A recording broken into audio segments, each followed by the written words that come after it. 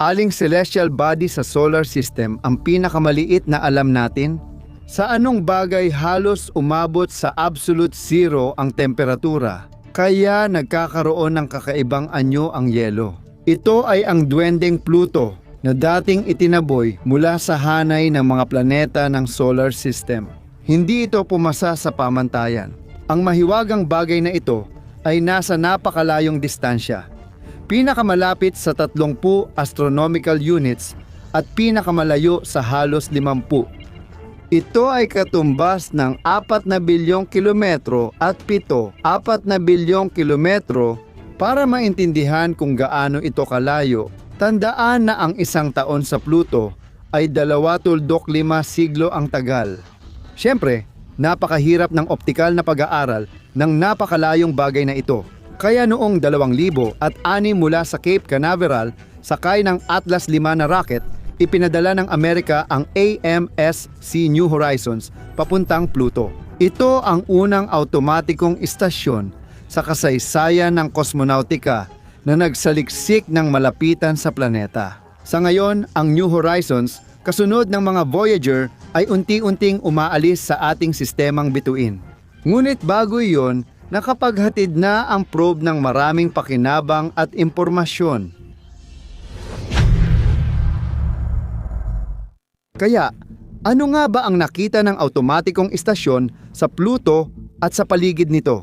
May tiyak na layunin ang probe tulad ng paggawa ng mapa ng ibabaw ng Pluto at buwan nitong si Charon, pag-aaral ng heolohiya at morpolohiya ng mga celestial na katawan, pagsasaliksik sa posibleng atmosfera ng Charon. Spoiler, wala ito, at pati ang Plutoyanong ionosfera. Paghahanap ng magnetic field sa parehong mga bagay. Nagawa ba ng bagong mga horizon ang mga itinakdang gawain?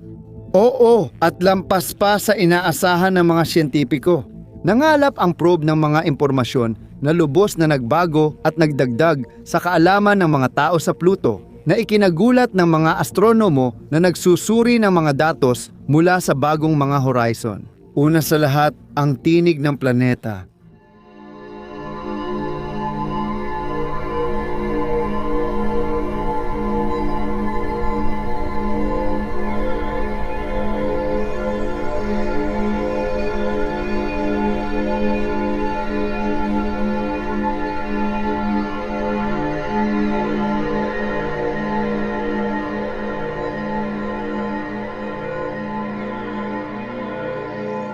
Pangalawa, may atmosfera pala ang Pluto. Oo, manipis ito at binubuo ng nitrogen, methane at carbon. At ito lang ang natatanging trans-Neptunian na bagay na may napakanipis na gas na ulap.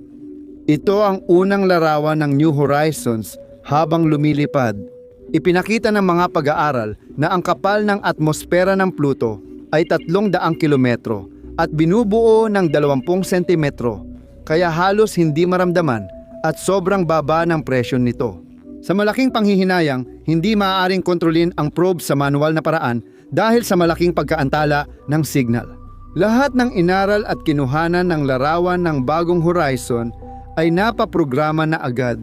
Breakthrough pa rin ito dahil walang ibang aparatong dumaan ng ganito kalapit sa celestial na katawan, halos 12,500 kilometro mula sa ibabaw. Napakayaman ng misyon dahil sa dami ng nakolektang siyentipikong datos.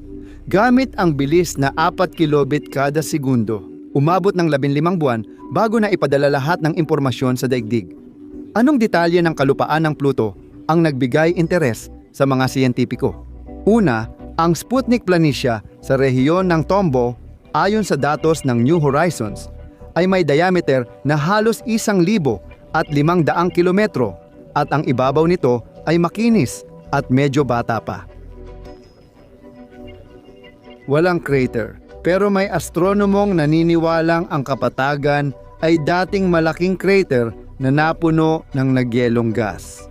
Isa sa mga hypothesis kung paano nabuo ang Sputnik Planitia ay nagsasabing matapos mabangga ng malaking celestial body ang Pluto, nabutas ang yelong crust at nakapasok sa ilalim ng karagatan. Pagkatapos, umapaw palabas ang material mula roon. Sa humigit kumulang -200, at 23 degrees Celsius, mabilis nagyelo ang ibabaw na mas matigas pa sa diamante.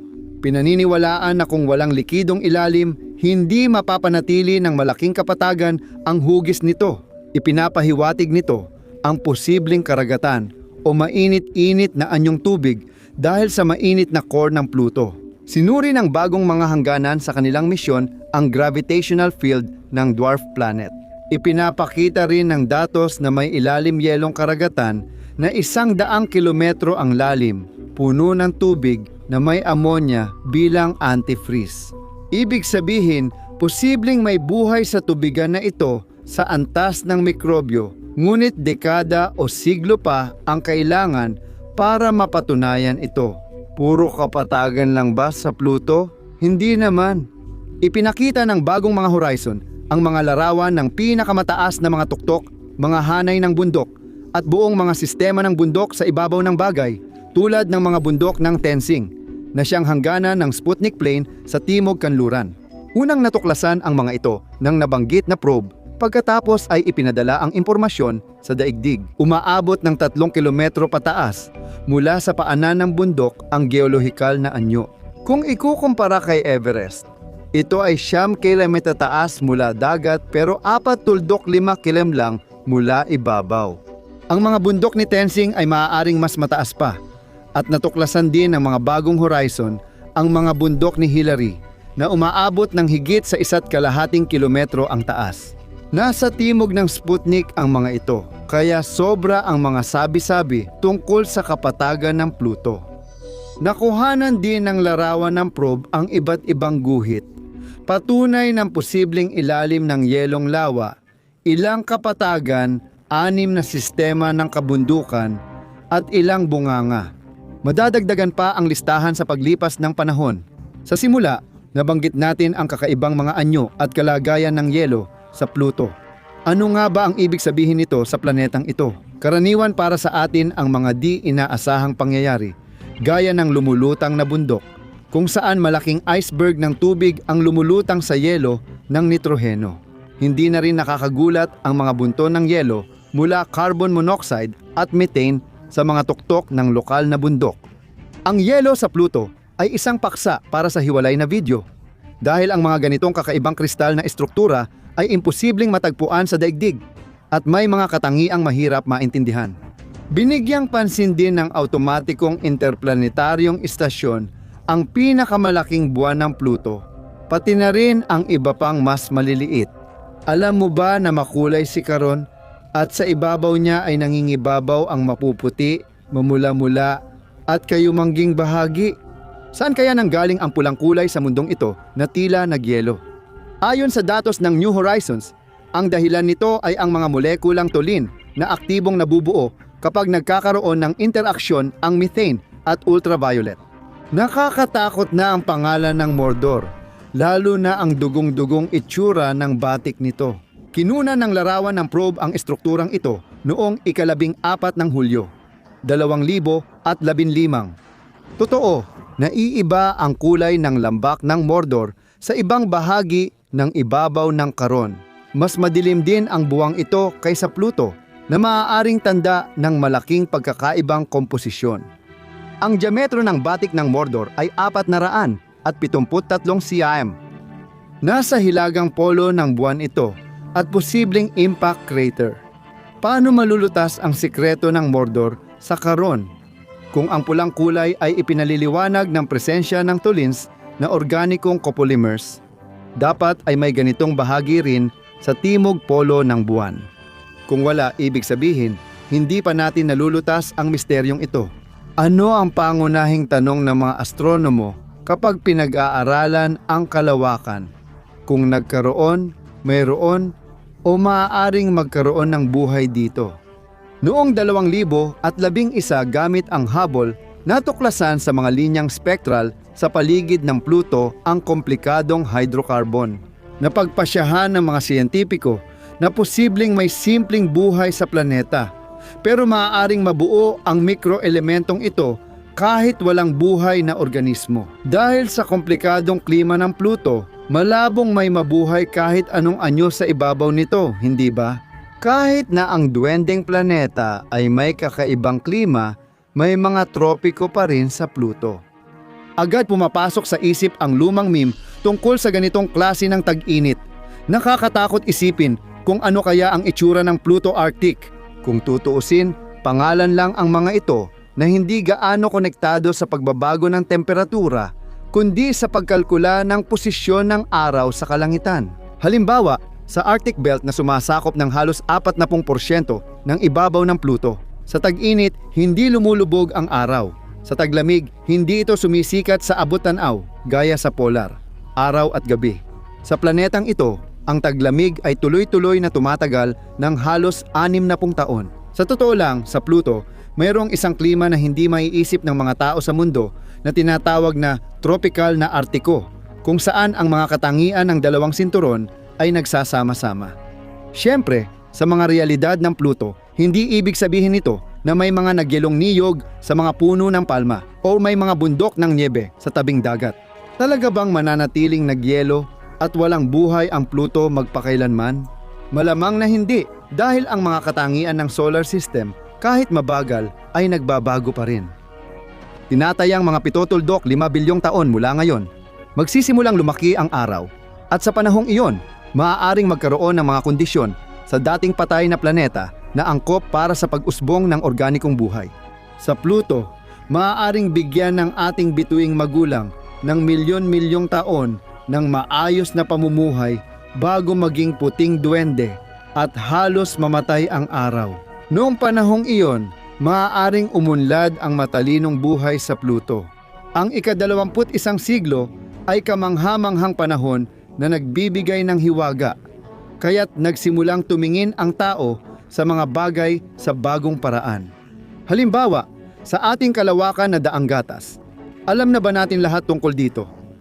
Pinatunayan ng Gaia Telescope na marami pa tayong hindi alam. Hindi lang natupad ng orbitang teleskopyo ang tungkulin nitong gumawa ng pinakatumpak na 3D na mapa ng mga bituin sa ating kalawakan, kundi ibinunyag din nito ang isang hindi kanais-nais na lihim tungkol sa daang gatas.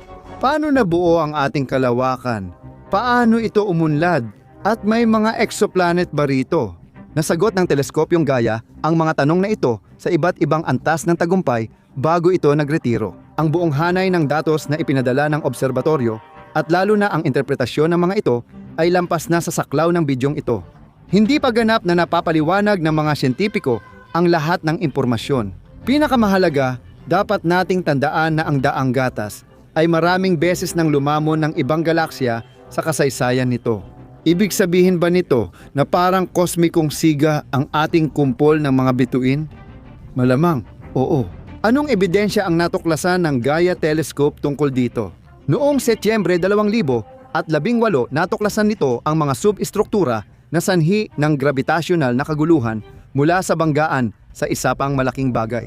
Malamang, ito ay isang duwendeng elliptical na galaksya sa Sagittarius.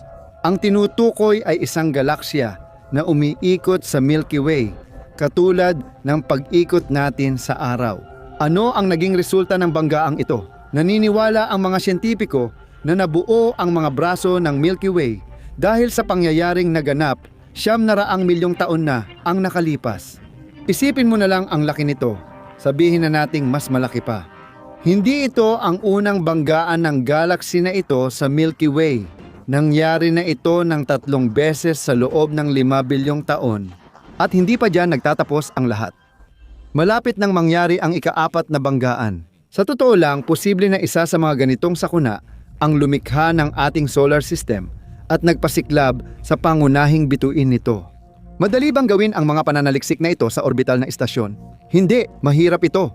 Kahit na hindi hadlang ang atmosfera ng mundo sa teleskopyo para tumingin sa dilim ng kalawakan, malaki namang sagabal ang mga nebula at gas ng mga bituin. Kung hirap na tayong pag-aralan ang sariling galaksya, paano pa ang mas malalayong bahagi ng universo? Mas mahirap makakita malapit sa gitna ng daan ng gatas dahil doon naiipon ang karamihan ng material. Ang ating galaksya ay nakakahadlang sa pag-aaral ng ibang bagay sa kalawakan. Tinawag ng mga siyentipiko itong zona ng pag-iwas. isang bahagi ng galaktikong eroplano ng daan ng gatas kung saan kakaunti ang nakatalang bagay. Tinutugunan ng mga astropisiko ang hadlang na ito sa iba't ibang paraan para mapunan ang kakulangan. Maaaring ihambing ang sitwasyon sa kapag ikaw ay nasa isang silid ng bahay, ngunit hindi mo alam ang kabuoang plano ng buong gusali dahil hinaharangan ka ng mga pader.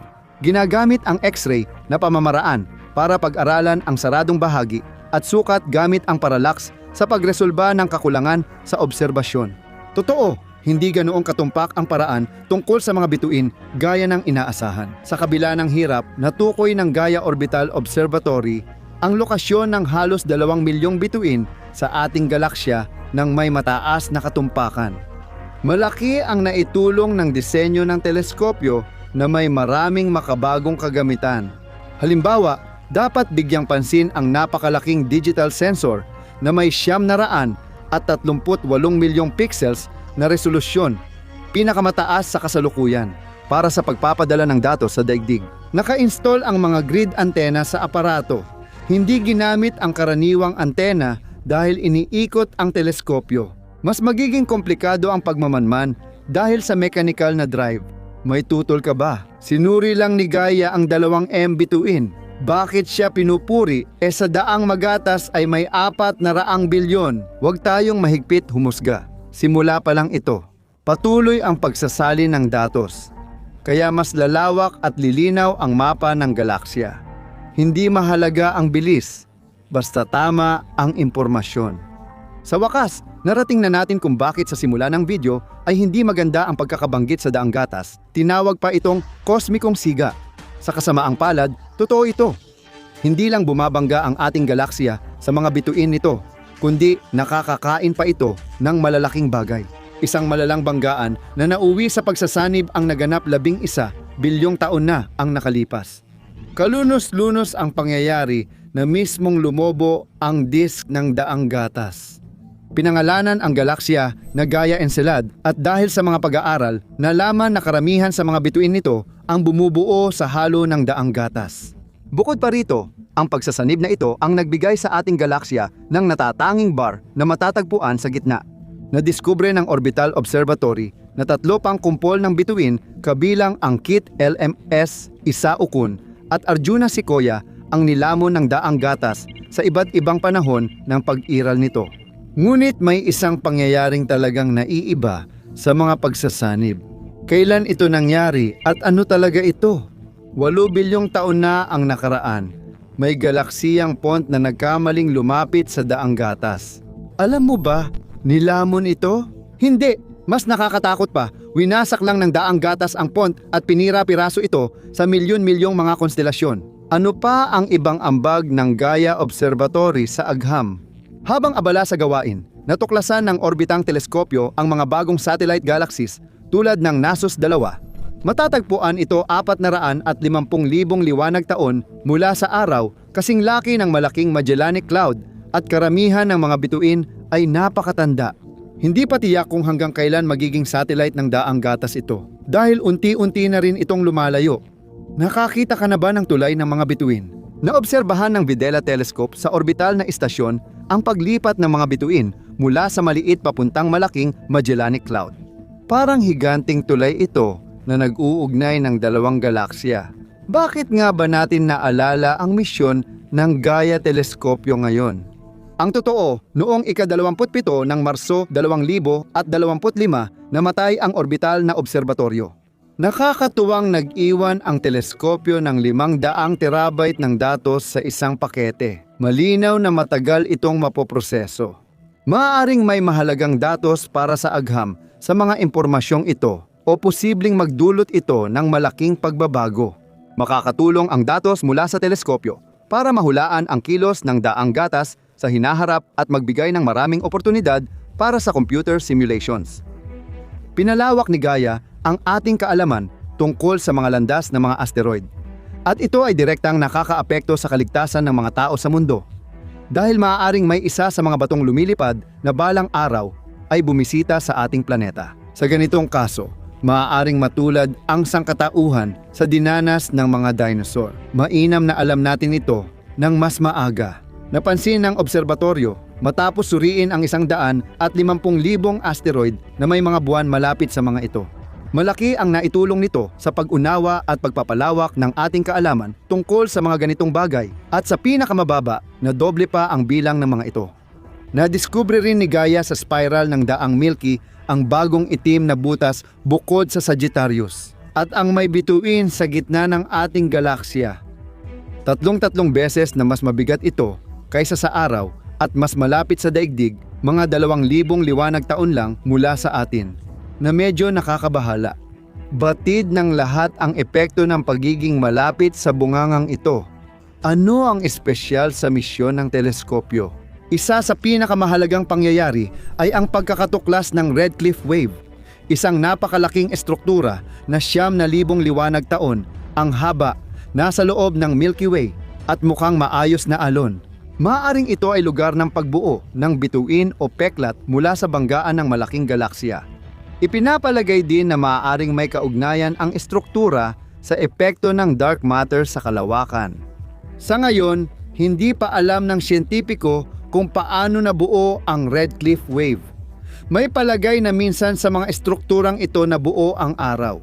Natuklasan ito gamit ang teleskopyong Gaia dahil hindi ito nakita sa two-dimensional na pagmomodelo. Sa totoo lang, sa lugar na ito matatagpuan ang karamihan sa mga estruktura ng Gold Belt sector kung saan naroroon ang mga maliwanag at malalaking bituin. Karamihan ay mga bata pa. Para sa mga siyentipiko, ang pagtuklas ng Redcliffe Wave malapit sa daigdig ay naging sorpresa at nagdulot ng mas masusing pag-aaral. Ano ang susunod para sa mga astronomo matapos magsara ang misyong ito? May bagong teleskopyong papalit sa nawala? Panahon na ba para magpahinga? Oo, may planong ganitong proyekto at tatawagin itong Gaia-NIR. Ngunit hindi pa ito ilulunsad sa lalong madaling panahon. Pinakamababa ay pagkatapos ng 20 taon. Gaganapin ang kaganapan sa 2045. Dahil sa dami ng hindi pa napoprosesong datos mula sa 10-15 taon ng operasyon ng Gaia, abala pa rin ang mga siyentipiko sa pagdedecode at inaabangan ng sangkatauhan ang mga balita tungkol sa daang magatas. Napapansin niyo ba na ngayong sandali, tila nababasag ang realidad? Nakakatawang isipin kung masasaktan ang sangkatauhan sa mga bahagi nito. Ikwento namin ang mga bagong tuklas na sumusubok pasukin ang pinakabanal sa astronomiya. Gusto mo ba talagang marinig ito? Ayon sa pinakabagong mga pag-aaral na isinagawa ng nakatatandang guro ng kosmolohiya mula sa Universidad ng Portsmouth na si Daniel J. Whalen at ng kanyang grupo, lumabas na ang mga molekula ng tubig ay nabuo na sa universo makalipas lamang ang 100-200 milyong taon pagkatapos ng malaking pagsabog. Posible ba yon? Mas maaga pa yan kaysa sa pagbuo ng mga unang galaksya. Paano nakarating ang astropisiko sa ganitong mga konklusyon? At bakit hanggang ngayon ay naniniwala pa rin tayo na natatangi ang buhay sa daigdig? Nagsagawa sina Daniel Whalen at ang kanyang koponan ng maraming computer simulation para imodelo ang unang mga supernova na sumabog. Sapagkat ang mga mapaminsalang pangyayaring ito ang naging unang mga kemikal na pabrika na gumagawa ng mabibigat na elemento para sa pagbuo ng mga molekulang tubig. Ibig sabihin, lumitaw ang tubig sa masisikip na ulap ng molecule na pinayaman ng produkto ng supernova. Ibig sabihin, posibleng umiral ang mga kondisyon para sa buhay ng mas maaga kaysa dating akala. Dagdag pa, ang mga planetang tulad ng daigdig ay posibleng nabuo sa paligid ng di kalakihang bituin 200 milyong taon matapos ang malaking pagsabog. Isa itong tunay na sensasyon dahil 50 taon lang ang nakalipas, ang ganitong palagay ay tinuturing na kalapastanganan at pwedeng magresulta sa pagtanggal sa mga siyentipikong lupon. Ang natuklasan ay nangangahulugan lamang sa praktikal na aspeto na ang mga mundong maaaring tirhan ay maaaring umiral na noong pagsilang pa lang ng universo. Ngunit hindi pa dyan nagtatapos ang lahat. Noong 2024 natuklasan ang galaksya na JADES JS-Z1140 at hindi basta-basta kundi gamit ang James Webb Telescope. Sa pagkakatuklas, ang galaksya ang pinakamalayong kilala noon. Ang redshift nito na nagpapahiwatig ng distansya ay tumutukoy sa panahong nasa 200 at 70 milyong taon pagkatapos ng malaking pagsabog ng universo. Noon, 2% pa lang ng edad ng universo at ito ang patunay nito. Ito ay muling nagpapahiwatig na ang mga astronomo ay hindi ganap na tama sa pag-unawa sa mga katangian ng sinaunang panahong ito. Ikinagulat ng mga siyentipiko nang ma-decode nila ang datos ni James Webb tungkol sa galaksiyang ito. Una, ang diametro nito ay umabot ng humigit kumulang 1,600 liwanag taon at ito ay nakakagulat na malaki para sa ganoong kaagang panahon. Pangalawa, ang masa ng galaksiyang ito ay daan-daang milyong beses ng masa ng araw na nagpapahiwatig ng matagal at matinding pagbuo ng mga bituin sa loob ng bagay na ito sa loob ng hindi bababa sa ilang milyong taon. Pangatlo, nalito ang mga astronomo sa nakakasilaw na liwanag ng galaksiyang JADES JS Z1040 dahil hindi ito tumugma sa inaasahan base sa tradisyonal na pananaw sa batang galaksya. Pero hindi pa dito nagtatapos ang kwento. Noong Marso 2025, gamit ang teleskopyong Atacama Large Millimeter Submillimeter Array, natuklasan ang oksiheno sa spektrum ng galaksya. Tunay itong sensasyon dahil hindi pa natukoy ang mikroelementong ito sa ganong kalayuan. Ibig sabihin, hinog na sa kemikal ang rehiyon at ang bagay. Mas mapagkakatiwalaan ang impormasyon tungkol sa natuklasan dahil na-verify ito ng iba't ibang grupo ng sayentipiko, kaya hindi ito aksidente o pagkakamali. Medyo matitindi ang mga astrophysicist, pero sa pagkakataong ito, hindi rin nila napigilang magbigay ng malikhaing paghahambing. Inihalin tulad ni Sander Schou, isang eksperto mula sa Leiden Observatory sa Netherlands, ang kamanghamanghang natuklasan sa paraang parang nakakita ang mga siyentipiko ng isang binatilyo sa lugar kung saan inaasahan nilang makakita ng mga sanggol. Dahil sa mga natuklasang ito, naiisip kung may buhay noon sa universo at lumilitaw ang tanong, nasaan na ang mga mundong nauna sa atin? At posible bang wala ni isa sa kanila ang tinirhan ng matatalinong nilalang? Ano kaya ang sagot sa paradox ni Fermi sa ganitong kaso? Kahit may buhay sa mga sinaunang galaksya, malamang kakaiba ito para sa atin at di natin maiintindihan. Sa tagal ng panahon, ilang beses na sanang nakolonisa ang universo. Ano kaya ang pumigil sa mga sinaunang nilalang ng makrokosmo? Maaaring may biglang sumira sa kanila. Kung ganoon, dapat ito ay isang napakalaking sakuna. May paunang sagot si James Webb. Sinaunang mga itim na butas. Kaya, sa isa pang pagmamanman ng universo, natuklasan ng James Webb Space Teleskopyo ang maraming kakaibang bagay. Ano nga ba ang nakita ni James Webb? Natuklasan niya sa pinakailalim ng makrokosmo sa hangganan ng universo ang maliliit na pulang tuldok na may diametro 1,500 liwanag taon. Maliit man ang sukat, nananatili pa rin ang nakakatakot nilang katangian. Kalaunan, sa pagsusuri ng datos, nadiskubre na ito ay mga kompaktong galaksya na lumitaw 600 milyong taon matapos ang malaking pagsabog. Ngunit kinailangang palawakin pa ang listahan ng mga bagay na ito. Ang kanilang hindi kapani-paniwalang densidad ay nagbibigay daan upang ipalagay na ito ay mga kwasar, mga galaktikong nukleo na may aktibong napakalalaking itim na butas sa loob. Saan galing ang mga konklusyong ito? Natuklasan ng infrared spectrograph ni James Webb ang malalapad na emission lines na karaniwan sa accretion disk sa paligid ng itim na butas. Ito ay hugis imbudo na gawa sa material na kinakain ng matakaw na halimaw. Isang bagay lang ang nagpagulat sa mga astronomo, ang kawalan ng X-ray emission na karaniwang naroroon sa prosesong ito. Pero maaaring dulot ito ng sobrang siksik na ulap ng alikabok na humaharang sa pagtuklas ng X-ray. Ikinagulat ng mga espesyalista at namangha ang mga astronomo sa dami ng maliliit na pulang tuldok. Daan-daan ang natuklasan nila sa maliit na bahagi ng kalawakan. Noong 2025, isinama si Daniel Whelan sa pag-aaral ng pambihirang phenomenon sa kalawakan. Ang pag-aaral ay inilathala sa Astronomy and Astrophysics Journal. Dahil sa supercomputer simulations, napagpasyahan ng mga astronomo na may bagong klase ng bagay, batang quasar, mga galactic core na may batang itim na butas na aktibong sumisipsip ng material. Malamang, ang mga batang quasar ang nauna sa sobrang higanteng galactic core. Ito ang unang pagkakataon na naitala ang ganitong bagay. Isa itong napakalawak na larangan para sa pananaliksik. May tanong, posible bang ang maliliit na itim na butas ang nag-sterilize ng buhay sa simula ng universo? Posible kayang ito na ang sagot sa Fermi Paradox? Sa kabila nito, lalong hirap magkunwari at magpanggap ng maayos kahit hindi maganda ang kalagayan. Nalilito ang mga siyentipiko at lumilinaw ito.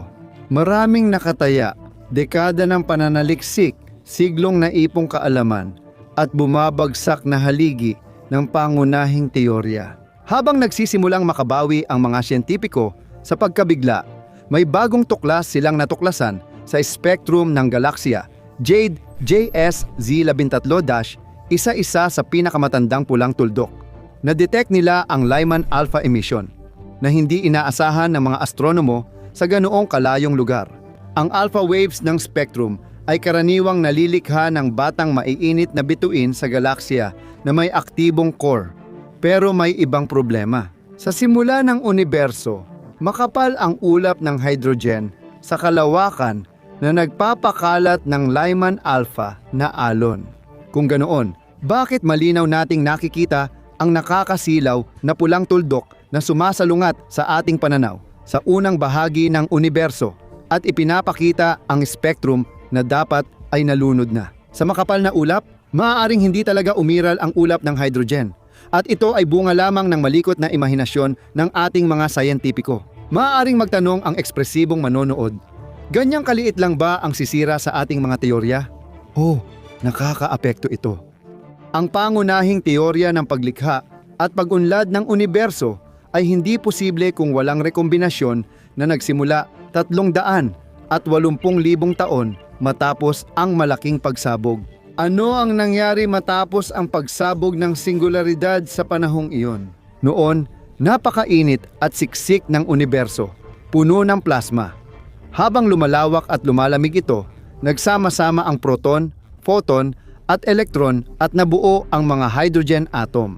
Tinawag ang prosesong ito na rekombinasyon at ito ang naging dahilan ng paglitaw ng tinatawag na hydrogen fog, isang makapal, siksik na ulap na sumisipsip ng liwanag sa ultraviolet na saklaw na naging dahilan upang maging ganap na hindi malinaw ang universo. Sa panahong ito rin lumitaw ang cosmic microwave background at nabuo ang relic radiation na nasusukat pa rin ngayon. Pagkaraan ng rekombinasyon, ayon sa mga teorya, sumunod ang madilim na panahon na dominado ng hydrogen fog.